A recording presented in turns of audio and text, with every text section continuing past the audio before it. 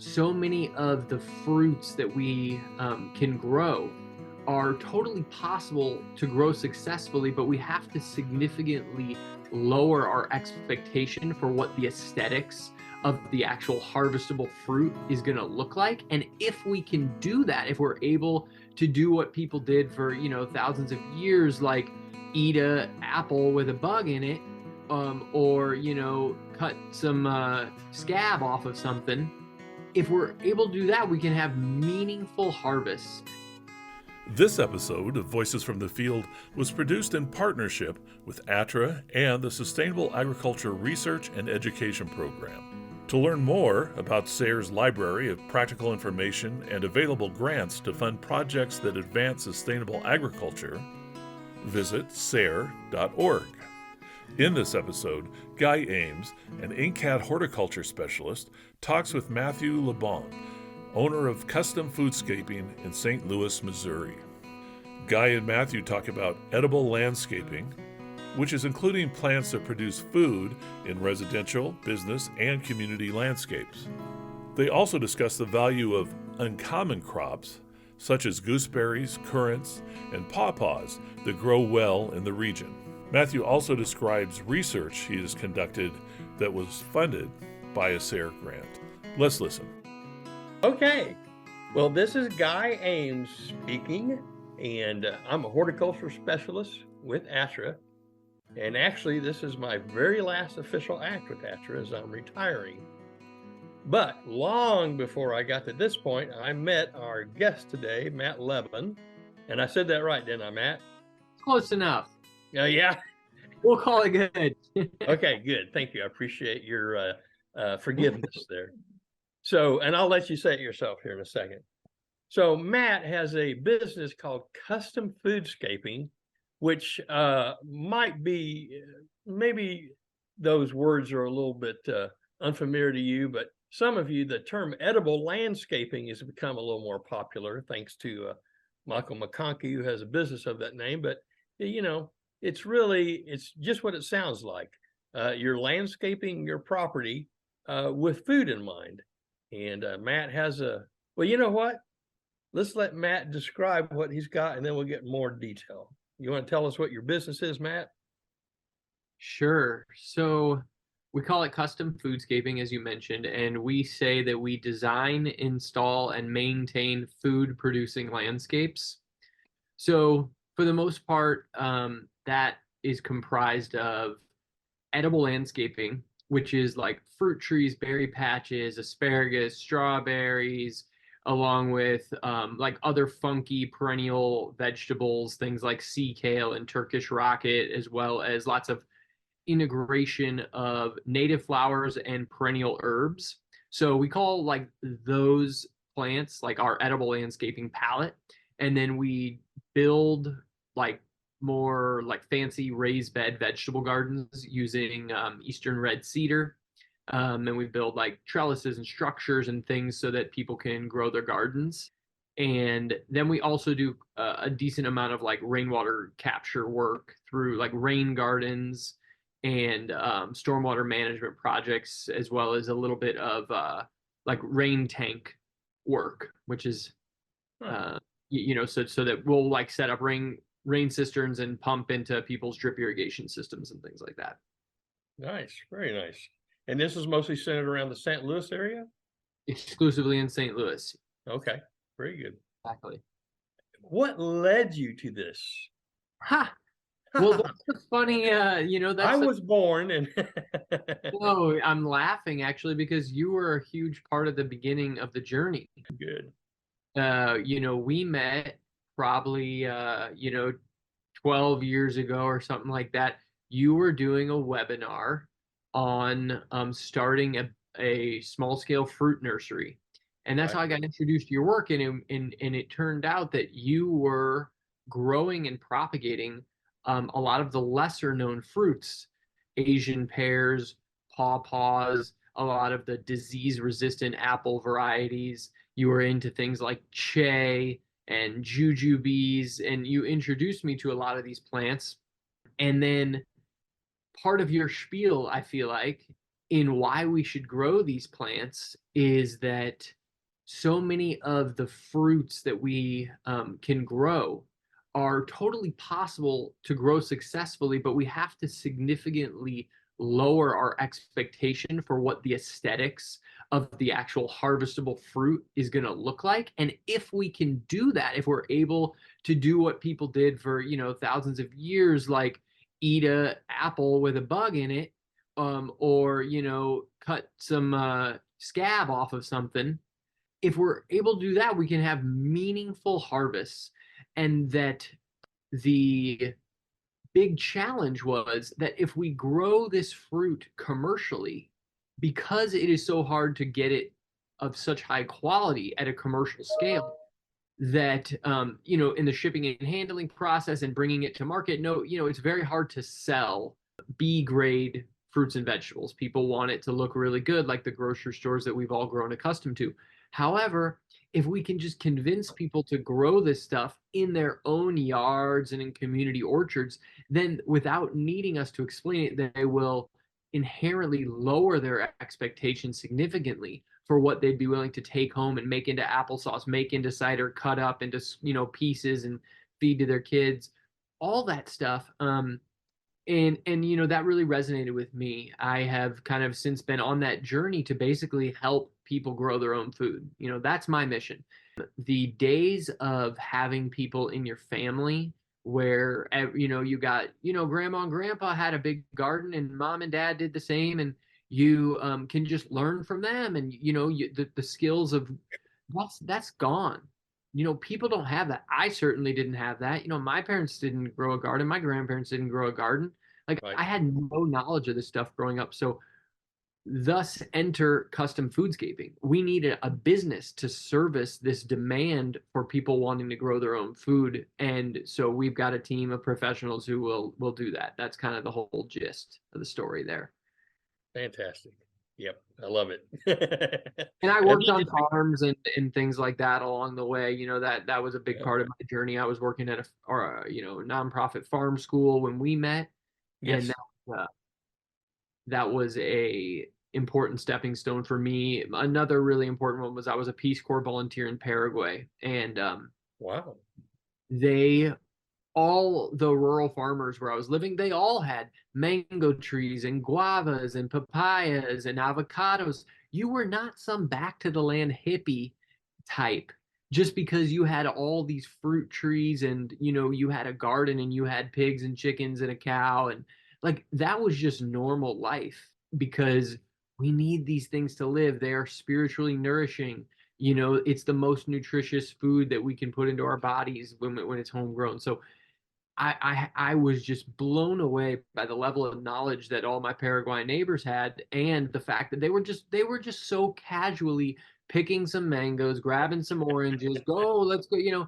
We need some flavoring, for this steak and potatoes. Go grab a lime and squeeze the lime on top of everything. That was just everyday life, and so my mind was blown. That was how I got started, 15, 20 years ago. So now I'm trying to bring that experience to people as best I can.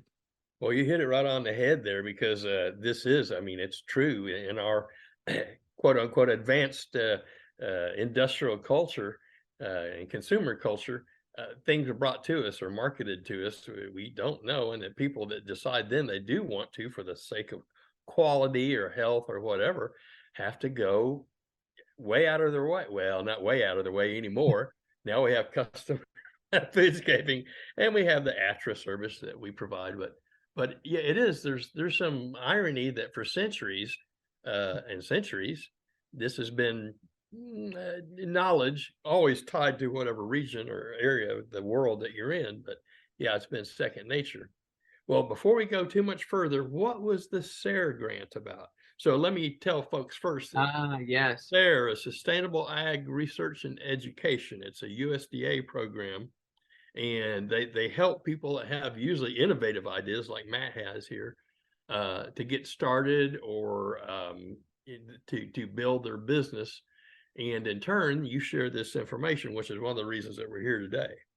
Right. So the SARE grant was all about helping to get uncommon fruits to market and available to people, because so many times these plants that you introduced me to and that I've since, been growing, and I'm a big fan of these plants with our clients. When they would ask us, well, where do I get these? And it was always, well, you got to look at this mail order nursery. They'll ship it to you. Mhm. But 99% of people who just want to go plant an apple tree in their yard, they want to do what they've always done, which is go to the nursery and pick up a plant and take it home. I Mhm. think that we have a huge lost opportunity by not offering a lot more of the uncommon, easier to grow fruits um, at the local level. And so we were trying to, and we have been buying things in bare root and growing them out more, um, growing them out in pots so that we could sell them to local nurseries and at the farmers market. And that's been something that we've done the last several years, kind of on a small scale. And we were kind of exploring what the market possibilities were when we started this grant, because that was a big thing, is like, well, is there a market there? Like, if we grow these things out, if we even just a simple thing like a gooseberry or a black currant, you can't go find those at the nursery. And these No. nurseries with thousands of plants. Yeah. And those are some of the easiest fruits you can possibly grow. So why aren't we just, why isn't there a gooseberry plant at the nursery? These are baffling questions, but ultimately, they were also kind of like tough to move, even to the plant nurseries. We're talking about the local ones, because they don't even really know about these plants. They don't know about these fruits. The staff that they hire, they've never eaten a gooseberry. They don't know anything about the cultural habits of it. Yeah. So it's, we've got an uphill battle. A lot of education Mhm. needs to be done. Yeah. And so that's got, and I've been going to the farmers market every year and selling plants as well to kind of help raise education and get these plants out into the world. But Yeah. ultimately, it's not a main part of our business. Yeah. I know that when I sell at the Fayetteville, Arkansas farmers market and bring in these unusual fruits, even things that to me seem like they're not unusual anymore, pawpaws, um, I have so much explaining to do by the end of the farmers market session. I am hoarse. Yeah, And I've had to start producing little bulletins, to hand out, so I don't just work myself to death with each individual customer. And they're having fun usually because I'm so excited about these fruits. They're so easy to grow. It occurs to me sometimes that we're just now getting comfortable with this continent. You know, all of us colonizers that we've forgotten the muscadines and the June berries or we didn't forget them, we never knew them in the first place usually, right. and the pawpaws and such. And now we're having to introduce people to these native fruits and the ones that do better. The And then of course persimmons. the converse, the other side of that's true too, that we are so stuck with the old country stuff, apples. It's apples, apples, apples all the time, and it's maddening. And further south, it's challenging enough in St. Louis, I know, but you get further south down here in Arkansas, and it's just, I won't say impossible, but they get uglier. The fruits get uglier. They're still edible, but they get uglier and uglier. Don't have time to stay up to date on the freshest sustainable agriculture news, events, and funding opportunities? You can trust NCAT to keep you connected with our weekly harvest e-newsletter. Subscribe today at ncat.org and get your weekly harvest delivered each Wednesday. All right. Well, that's very cool. So, but selling fruit is not your main thing. It's the landscaping part. It's the designing. That's our main thing. Exactly. Yeah. So, Somebody calls us and, go okay. ahead. No. That's what I was going to ask you. Somebody calls you. How do they find you? Just Facebook or webpage?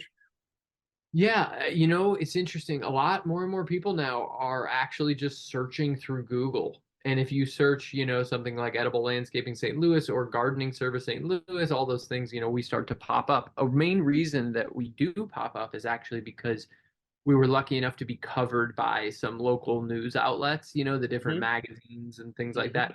Those have really helped increase our searchability.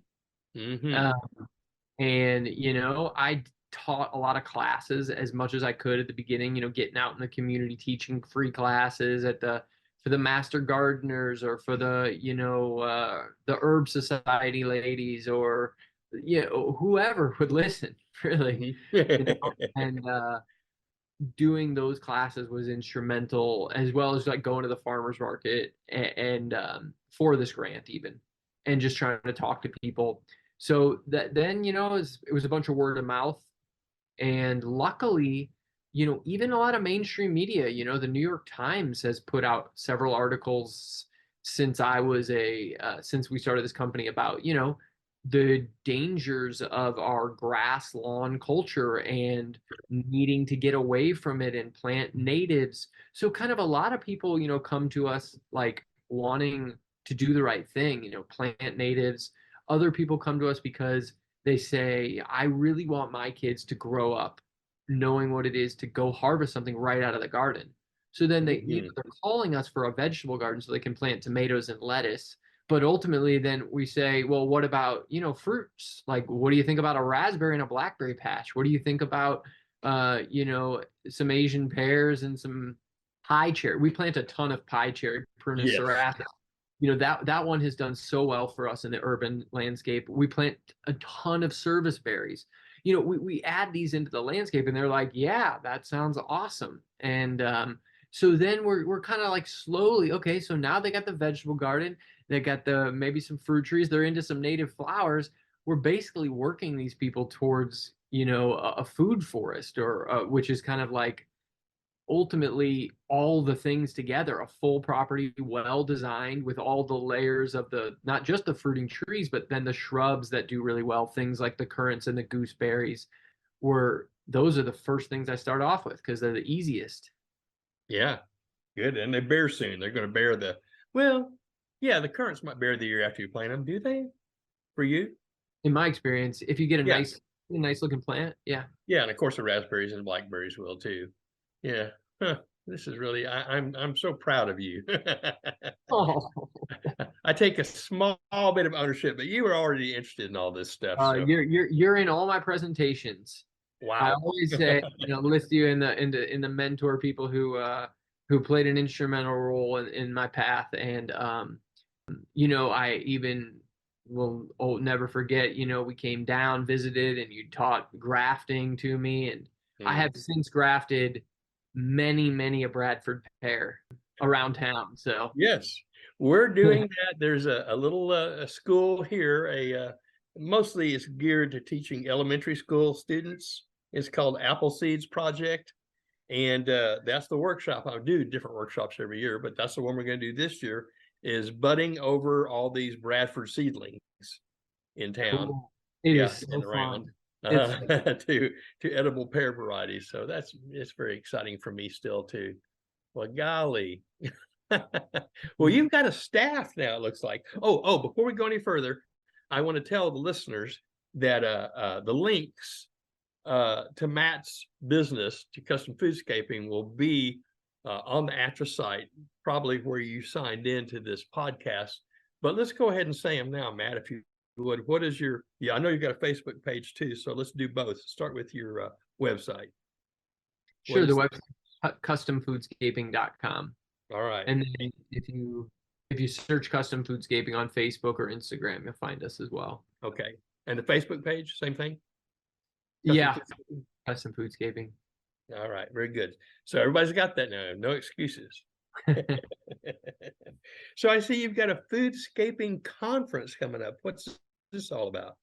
Well, we realized, after we got into this a little bit, that there was no real like networking opportunities for people who are doing the same thing for a living. Obviously there's a lot if you want to go geek out with like fruit tree growers or gardeners, but what about the people like us who are kind of like dealing with clients and having to produce designs and contracts and doing maintenance on clients' properties? That is the profession we call foodscaping. Yeah. So we wanted to create kind of a conference where like all the foodscapers could come together. Some people call themselves edible landscapers. Some people say like garden company. there's no agreed upon language. We're working to move things towards foodscaping because we think it can be some kind of, yeah, agreed upon language that would offer a way to talk about this in a professional way. Like, I have a foodscaping business. I work for, a foodscaper. I want to be a foodscaper when I grow up. These kinds of things. So this is a I love it. conference. The conference is coming up in a few weeks. It's called the Foodscaper Conference. It's at thefoodscaper.com, and it's going to be basically just tons of live classes where you'll get to interact with like the most amazing foodscapers around the country, all presenting on different topics, varying things. Everything from irrigation to finances and all the geeky plant stuff in there as well. Very good. I hope we get this out in circulation before that happens. What are the dates for that? I think it's the 24th and 25th of January. Oh yeah, we may not be able to get this out there, but you'll probably be doing another one, I bet, huh?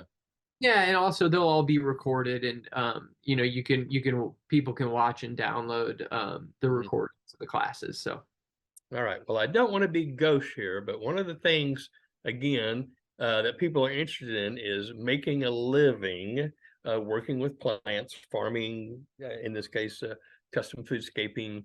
How you doing? I am hanging in there. Yeah.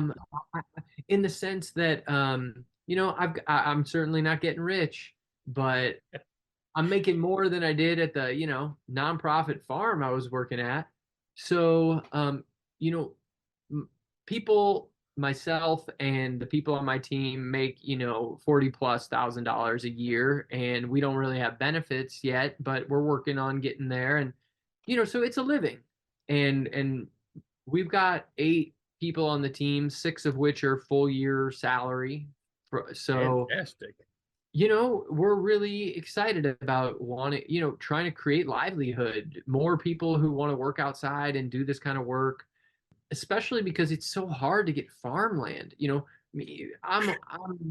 I can't afford property, everywhere. When I look at farms, it's like way more expensive than anything at least close to town where I could keep my job. It's just too expensive. Yeah. So yeah, I think it's interesting that you mentioned the Paraguayan model. I guess nobody thinks it was a model that's doing it. They're just doing it. And yeah, in Mexico, there's a name for it. I wish I could remember. I didn't even think we were going to go there with our conversation, but it's just a mixed garden, Are you talking about milpa? Thank you. The milpa, MILPA. Yes, that's exactly. Oh, you're good. I'm a Latin American junkie. Very good. Yeah, so just no matter the size of your place, you plant edible stuff because you eat. Yeah. And you like quality. That's the other thing. You mentioned back there that a lot of the fruits you're going to produce, especially ones that have already got an established market standard, a de facto standard like apples, there's no for us, there's no exact standard of how much sooty blotch is allowed on your apple skin or anything.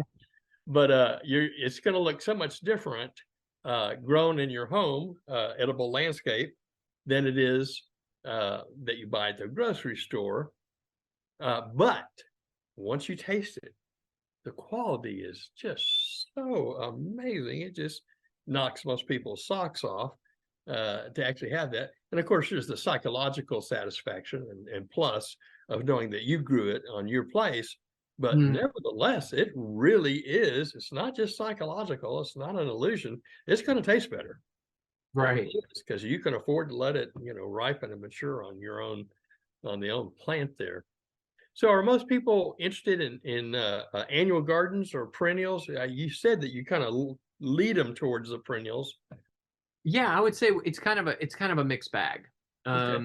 Yeah, some people come at us from this angle of like, I just want to get rid of the grass and have, native flowers, and others are very motivated by their young children growing up with a garden, and others are, kind of like have caught more of the permaculture bug, and they're more like, I want to have the, the pathways and the perennial fruits, and I don't want to have to do the annual gardening thing. So I remember going with you walking across the Earth Dance farm. I'm trying to remember what the main annual grassweed was, or the main perennial grassweed. That would be, is it Bermuda still there too? Yeah. Well, Yeah. yeah, Bermuda is the main. Yeah, there's a lot of foxglove or foxtail, excuse me. Okay, Is millet, foxtail. annual grass, Mhm. but Bermuda grass was terrible, terrible. Yeah. And do you have a secret? No. Organic secret. Yeah. Well, I have one secret, and it is not going to be anything new to permaculture people. And it will sound cliche, but comfrey Oh, is the really? so comfrey. I have found that it is so dense. Wow. That when if you take 5 little comfrey cuttings and put them around the base of a young fruit tree, Sure. they will get so big, 2.5 Yeah. feet tall and broad. And Bermuda grass, as you know, doesn't do it Right. doesn't do the shade. If it's getting shaded out, it basically can get pushed out. And then once you've got those 5 comfrey plants established after a year or two, you can divide them and make 50 comfrey cuttings and then expand your circle a little bit. There's even, I have not done this experiment, but I'd like to try. There's a running comfrey variety. I've always used the more common, the Brocking 14, but it's like spreading comfrey. And I would be very curious to see if it would outcompete the Bermuda grass. Wow, that's really neat. Huh. Do you have to educate people about organic or pesticides or anything, or most people know? Not really with our clientele are kind of already on the program. That's great. Well, Matt, is there anything else you want to say about your future goals or anything? I think we touched on it, to be honest. Okay. I think the main thing I'm interested in underscoring to the public is that if you want this work done, you might consider that you can hire somebody, to actually do the work.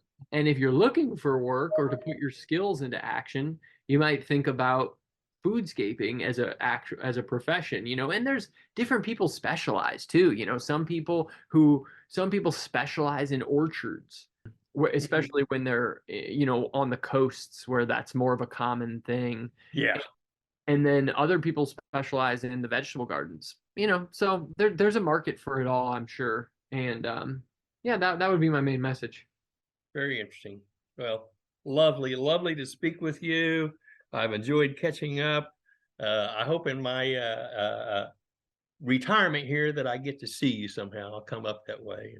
Oh, that would be so lovely. We'd love to have you here. You can meet the new deputy. All right. Well, thanks so much, Matt. Thank you, Guy. That's it for this episode. Thanks for listening. Additional information about this episode and related resources can be found at attra.ncat.org. Don't miss an episode. Subscribe to Voices from the Field wherever you get your podcasts. I'm your host, Rich Myers. ATTRA, Voices from the Field, is produced by the National Center for Appropriate Technology, headquartered in Butte, Montana. It's supported by the USDA Rural Business Cooperative Service as part of NCAT's ATTRA Sustainable Agriculture Program. Any opinions, findings, conclusions, or recommendations expressed in this recording are those of the participants and do not necessarily reflect the views of the USDA or NCAT.